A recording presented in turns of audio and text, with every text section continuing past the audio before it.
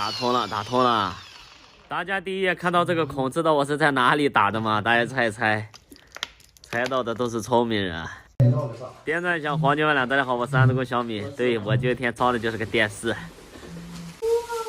客户家里做的是悬浮背景墙，像这样的电视呢，售后师傅是一般不挂的，因为它承担的风险比较大。客户呢，经别人介绍找到了我，让我来装这个电视。这样的活谁干都是有压力的，顶着压力干就完了。还好这个是用的普通挂架，像这种悬浮背景墙，我们还装过一个，用的是悬浮挂架。而且电视机的背景墙呢，它也没有背那个木板，它就是直接干挂上去的。那时候装的压力老大了，这个我看了一下，还是压力不大，可以搞定。现在我们在电视背面把这个挂架先组装好，然后量这个尺寸。电视呢是70寸的，我们定这个电视中心的高度呢是先以1.1米定的，然后征求客户的意见，然后提高了5公分。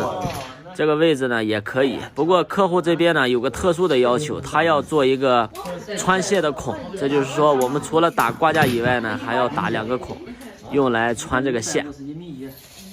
这个电视提高5公分的主要原因呢，就是希望这个电视挂起来以后和这个背景墙呢衔接出来的效果更好。他说取到中间的效果更好，但是那样装出来就太高了。毕竟我们还是要考虑一下它的实用性嘛。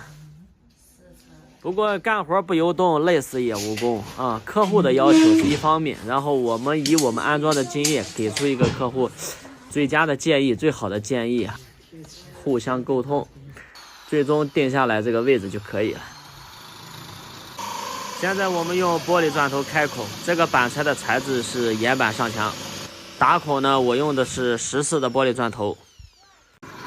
我也要采纳网友的建议，说打孔的时候我们可以打的大号一点，因为我们一会儿用的螺丝呢就是12个粗的，然后我们打孔打14的，这样我们在砸螺丝的时候或者打孔的时候不会崩这个砖，或者也不会把这个砖给震裂了。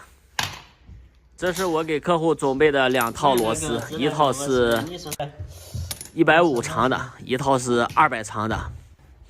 一个是6个粗的，一个是8个粗的。根据客户家这个墙体的厚度，那只能用这个长的了，200长。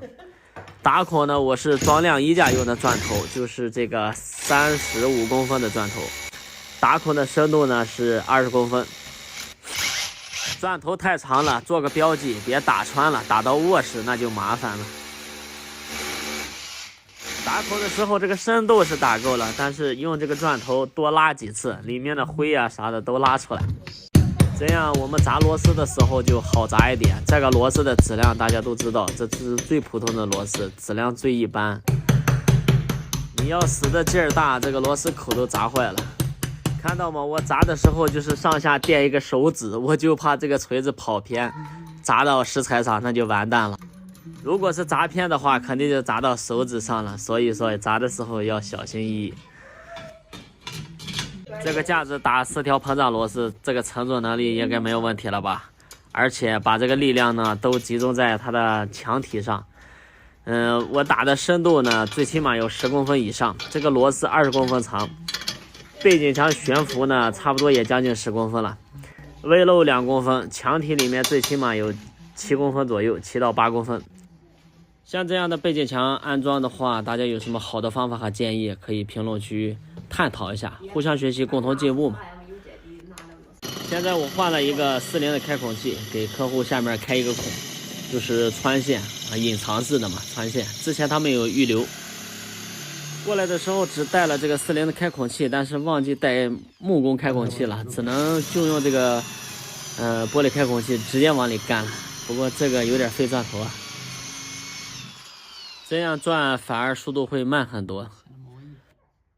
打一打，我们在里边还是加点水吧，别一会儿把我这个钻头给烧报废了，那就亏大了。功夫不负有心人，终于打通了。怎么样？这口开的可以呀。还没完事儿呢，下面还要开一个，要不然下面也出不来。开下面这个孔的时候就有点难度了，这个水会顺着这个钻头流到这个机器上，我害怕这个机器漏电。还好我这个洒水的瓶子啊，我扎的那个孔是比较小的，不到2分钟这个孔就给它开好了。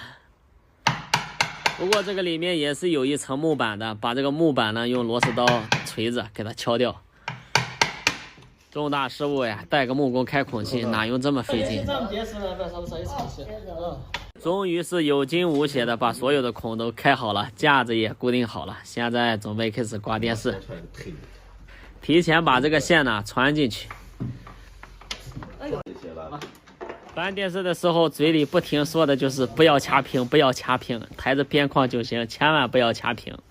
掐屏的话，小心把屏给掐碎了。从这个角度看，大家觉得这个电视协调不协调？这个电视是真的大呀。